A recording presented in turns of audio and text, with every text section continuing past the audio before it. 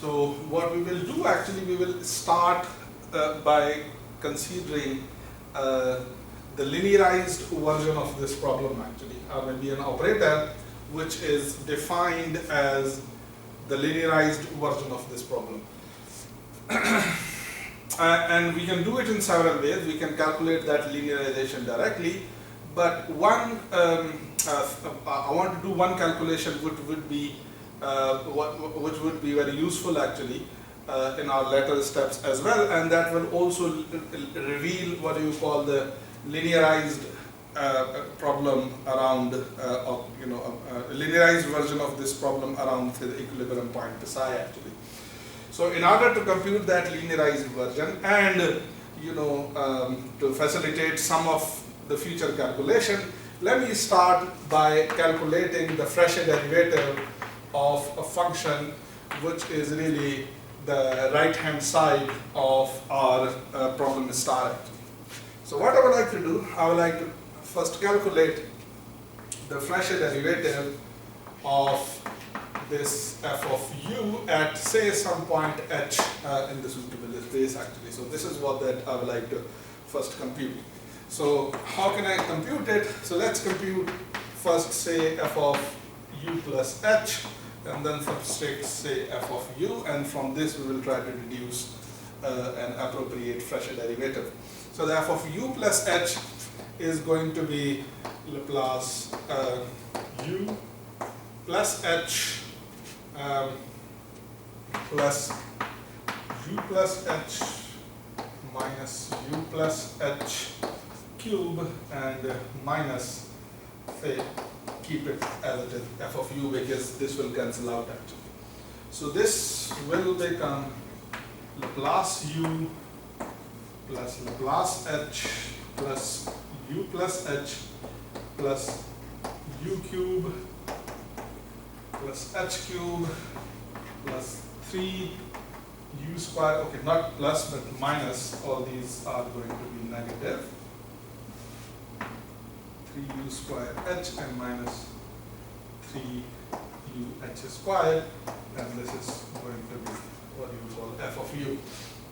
So obviously this Laplace u plus u minus u cube will cancel out with this f of u, and what is going to remain is this say Laplace h plus h, okay, and minus h cube plus 3u square h and minus 3u h square actually.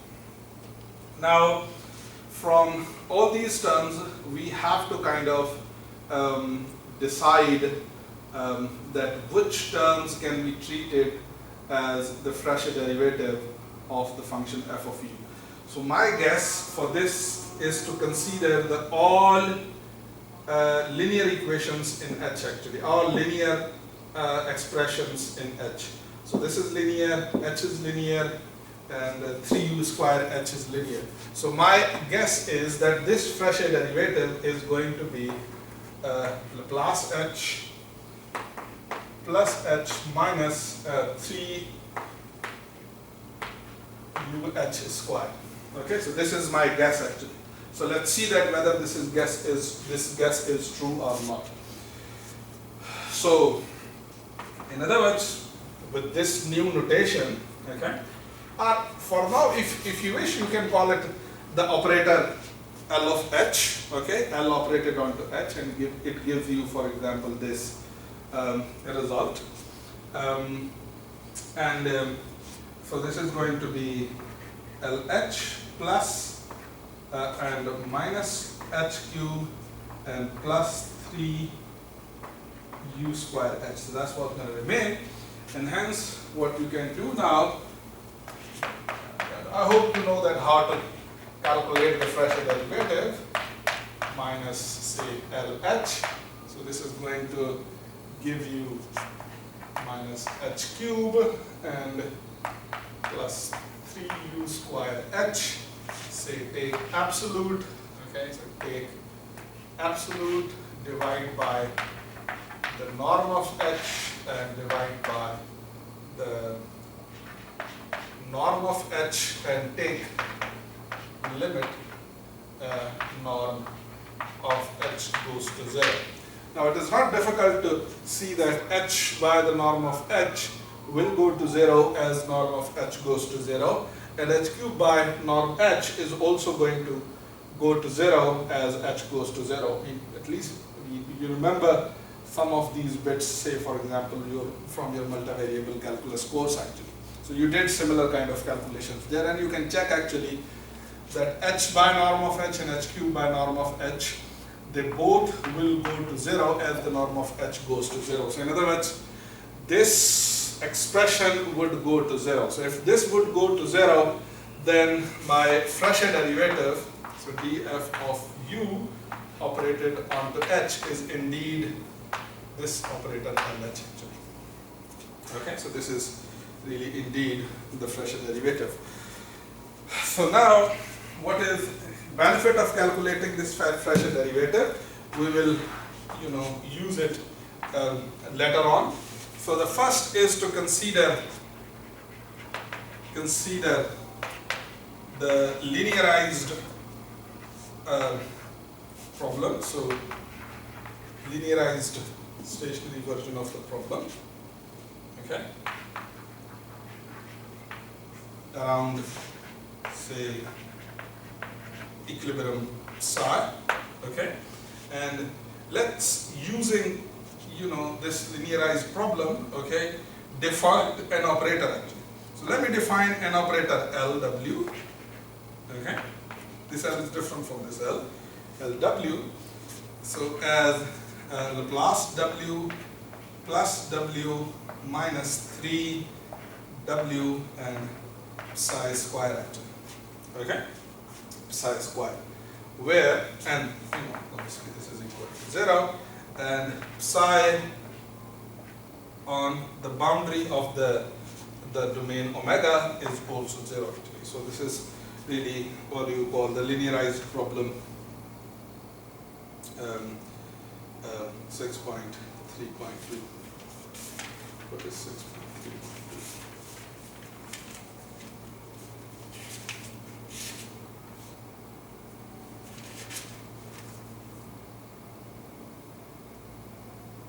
Okay. So you have it, and now I would like to study this operator. And what we can show about, say, this operator, that this operator is indeed an operator.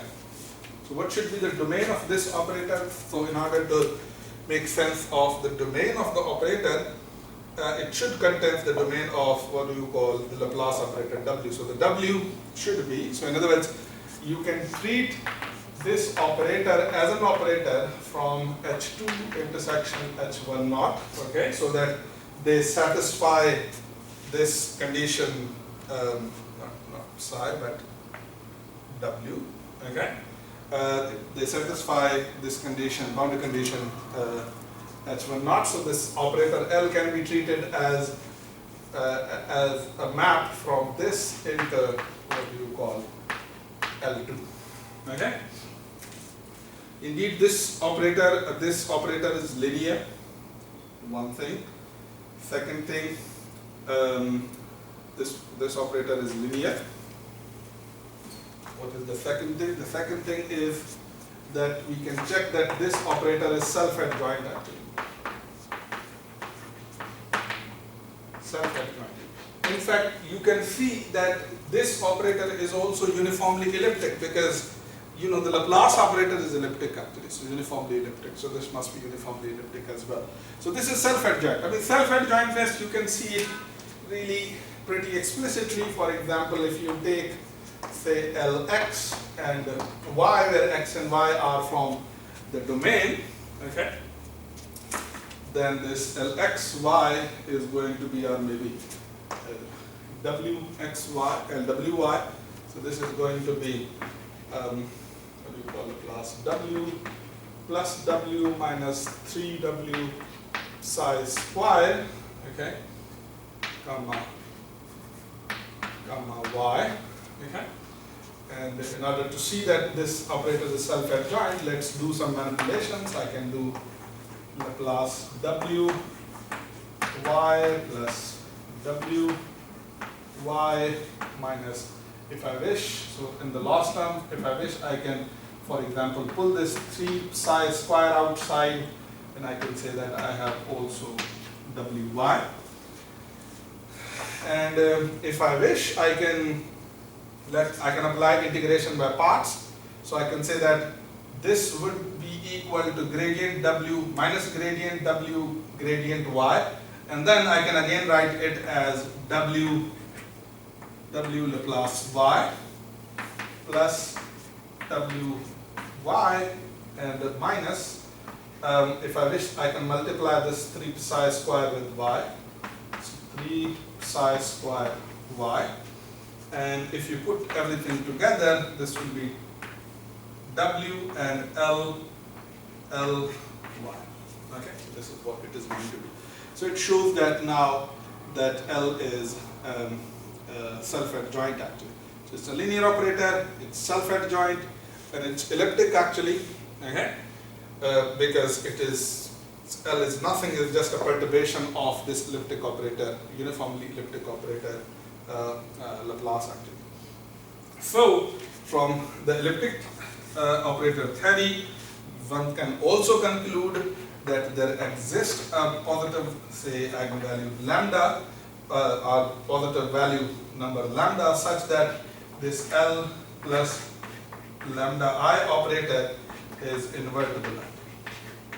Okay, so this is another consequence, that if you have this self-adjointness and what do you call ellipticness, then you can always find a lambda for which this L plus lambda I is invertible. Another thing that I would like to talk about is really what do you call the Fredholm alternative results. So I would like to mention what do you call Fredholm alternative result. So the Fredholm alternative result is a kind of a result which, I mean, if you remember your first semester or the first function analysis course, we also talked about the solutions of the Fredholm type integral equations actually, and their solutions were coming up through a principle. That principle was actually what you call the Fredholm principle actually. So you have different versions of Fredholm alternatives. So what I'm going to mention today is the Fredholm alternative for the elliptic PDEs actually, especially in the context of the elliptic PDEs. You can have a linear algebraic meaning. You can have different kind of versions of the Fredholm alternatives actually.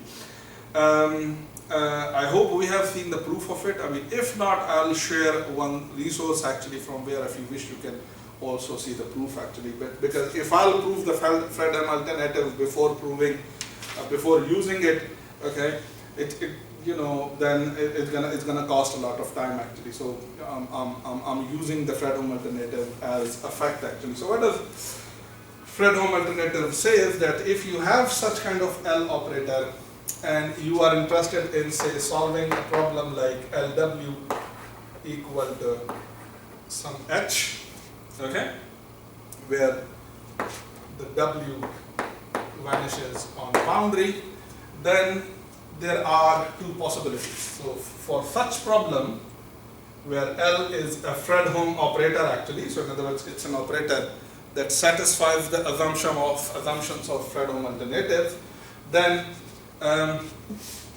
there are two possibilities. So the first possibility is that there is nothing in the kernel of so the kernel of say the operator L is empty set, okay, or the kernel of L is trivial, okay. So that's the first the consequence. So if the kernel of this operator L is trivial, then okay, for any H that you choose from L2, now since L is a map from here to here, so these all H's are going to be from L2. So for any H in L2, this problem, so let's call this problem A, okay, the problem A, okay, the problem A has a unique solution actually. Okay, so there exists a unique solution for such problem A actually if the kernel is trivial for any h. Now the second R, so that's an R, a big R situation actually. The second thing is that, you know, imagine that the kernel is not trivial actually. In fact, the kernel is finite dimensional. So if the kernel of say L is finite dimensional, okay, is finite dimensional, then there is a necessary and sufficient condition for the existence of the, what do you call, of the solution of such problem actually. Okay, then a necessary and sufficient condition for, by the way, it has a unique solution W in the space H, H2 intersection H1 not H. Okay, so that's one thing. So if the kernel of the operator L is finite dimensional, then the solution, then the unique solution of problem A exists if and only if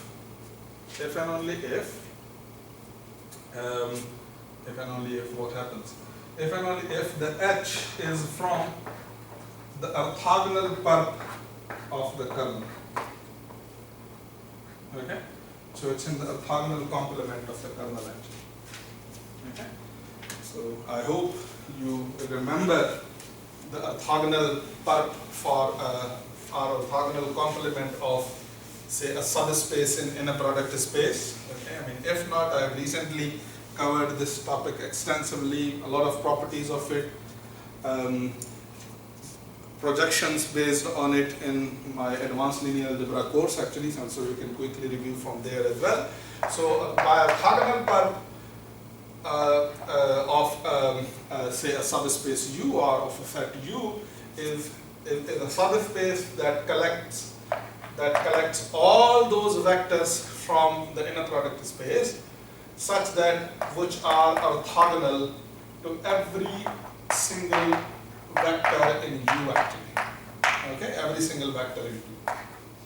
So what would be the meaning of orthogonal perp of the kernel of L? The meaning of orthogonal perp of the kernel of L is going to be the collection of all those vectors which is orthogonal to every single vector in kernel of L actually. So this is called the Fredholm alternative. Okay, this is the Fredholm alternative result actually. Okay.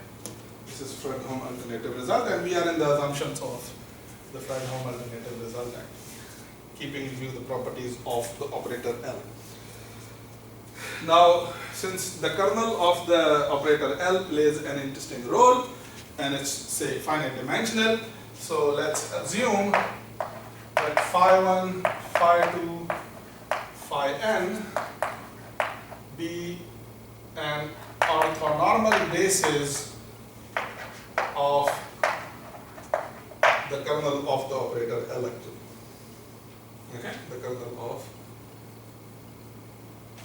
the kernel L actually. Okay, so one of the condition is true for L. Could be 1, could be 2. Okay, and you know, if you have 1, then for every H you have a solution, and if the second condition is true, then you know you have a solution when H's are from the orthogonal perp of the kernel L. So let's assume that kernel of L is finite dimensional, and this is the orthogonal basis of what do you call kernel L. And let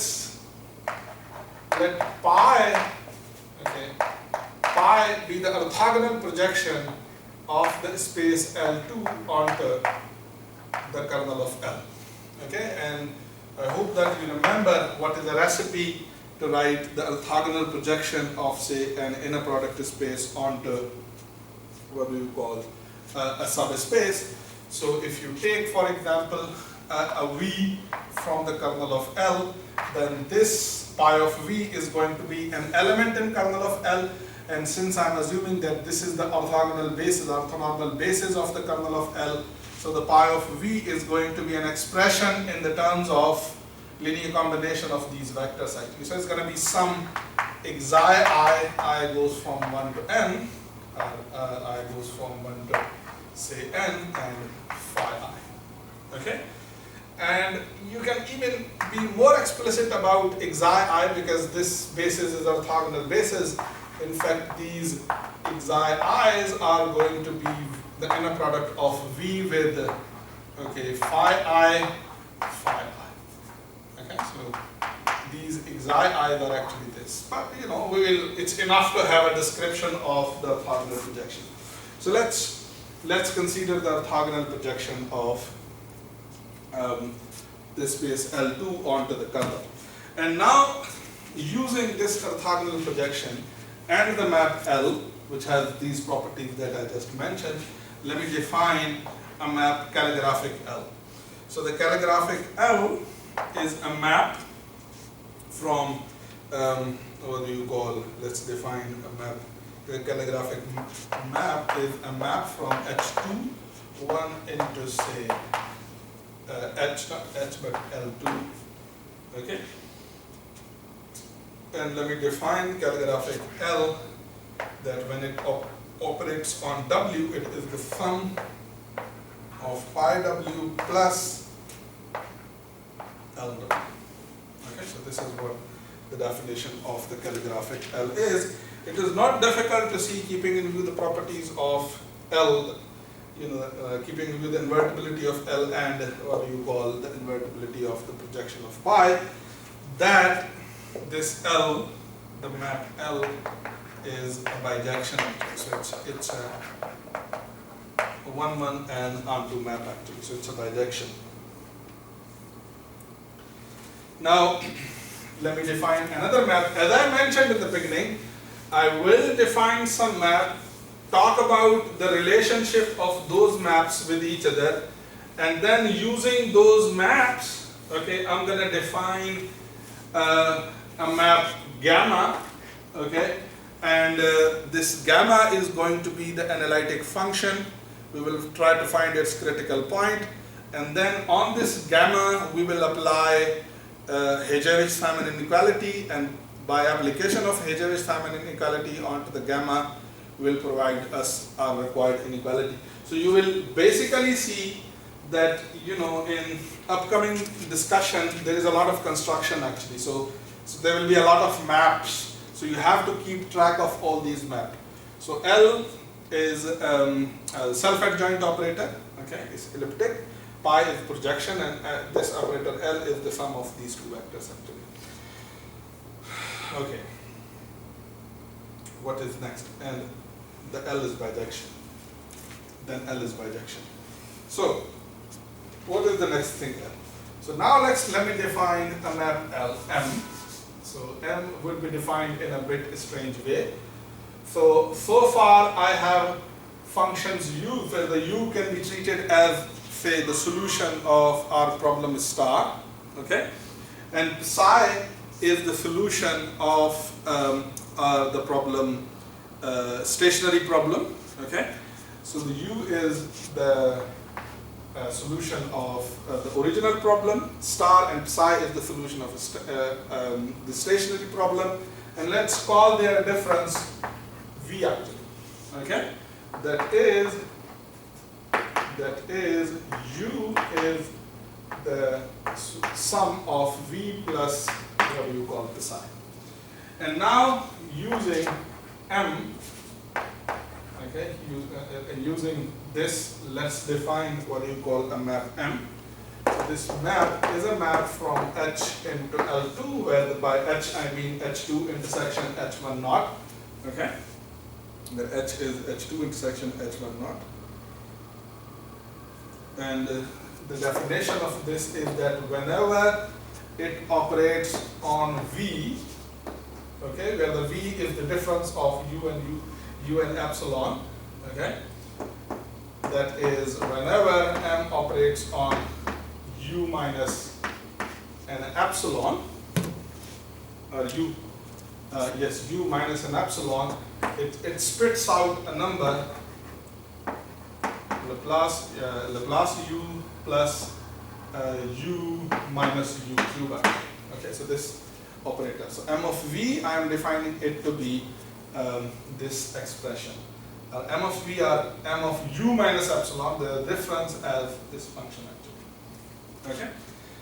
Now we can easily check, and we have already calculated it, that if you compute the fresh derivative of this m at say 0. Okay, so if you compute the fresh derivative of m at say 0.0, then this fresh derivative is going to be the operator L. Because we know, we have calculated the fresh derivative of this already. So we know that what is the fresh derivative of it. So this is going to be our operator, what do you call, L. And so this is another interesting thing. Another thing is that let's define a map M. So far we have defined the map L and a projection, calligraphic L, and what do you call, a map N, and then I'm going to relate that N with the calligraphic L. So let me define another map N. Okay, let's give the expression m of v plus what do you call, pi v.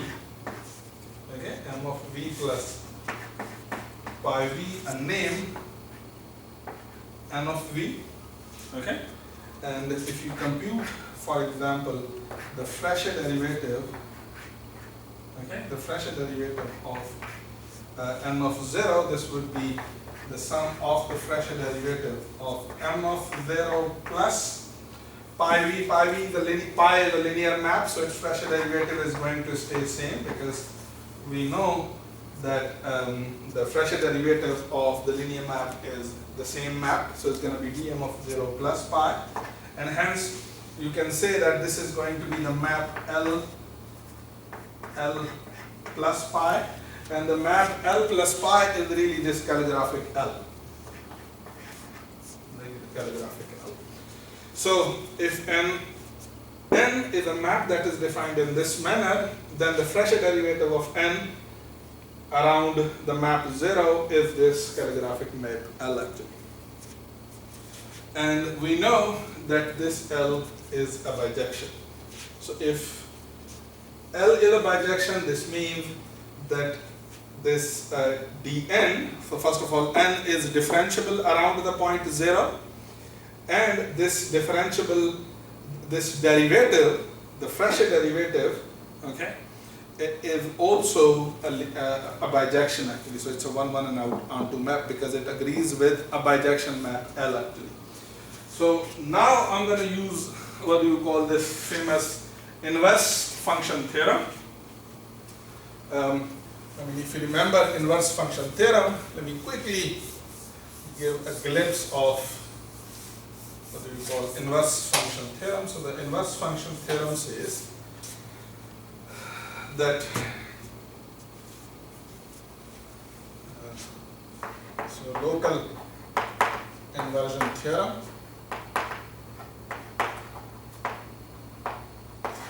Basically, the local inversion theorem says that if your derivative of some map around a point, so I have a n that is differentiable at 0, and this derivative is also a bijection, then you can find an inverse of this map n locally around the neighborhood of 0. Okay, so roughly I can say that if I have a map F, okay, whose which is say differentiable at a point x naught, okay, and this derivative is also a bijection. First of all, let me mention it. that say f is a map from say one Banach space to another Banach space x, and say x naught is the point in x, and of course f of x naught is going to be the point in y. Now if for this map f I know that the Fresher derivative of it exists at x naught,